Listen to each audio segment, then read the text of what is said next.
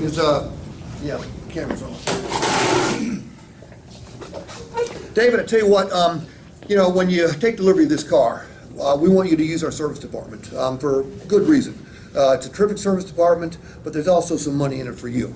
You use our service department, you have the vehicle serviced according to the factory recommended intervals, and you bring that sucker back to us to trade it in 2, 3, 4, 5 years, we're going to give you $500 over book value. Well, Steve, well, I mean, why am I worried about that? I don't, what if I don't even have the car at that time? Well, look, if you don't have the car, that's fine.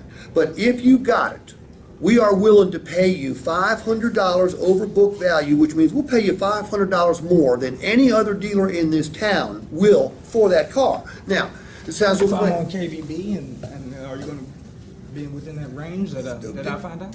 look, we're going to use a book that makes absolute sense to you. Okay? If it doesn't make sense to you, it doesn't make sense, period. So that's not the issue.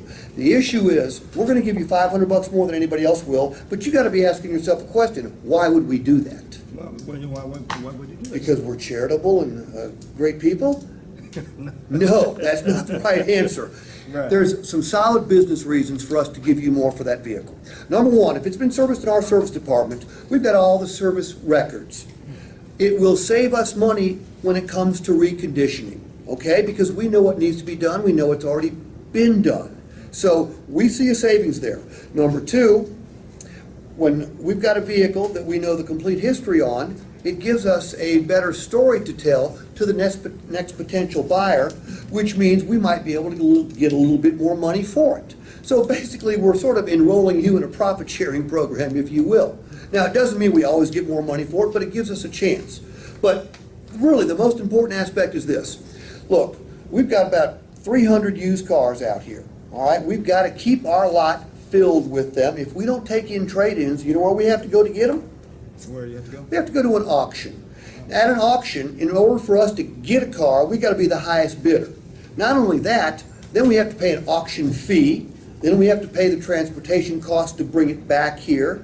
Then we have to spend more on reconditioning because we don't know the history of the vehicle. So David, there's a number of good solid business reasons for us to give you $500 more than book value says your vehicle's worth when you bring it back to trade it to us. So, enjoy your vehicle, but when it comes time to trade it, know where you're going to get the most money. That's Paul Miller, okay? All right, I appreciate it. For all the right reasons. Yes, sir. All right, now, are those good business reasons? Right. Yeah, I mean, look, if we got to go to the auction all the time, we're going to end up with a lot of cars that we're too high in. Trade-ins is where it's at. And you know what? That damn internet tells the customer not to trade the vehicle to us.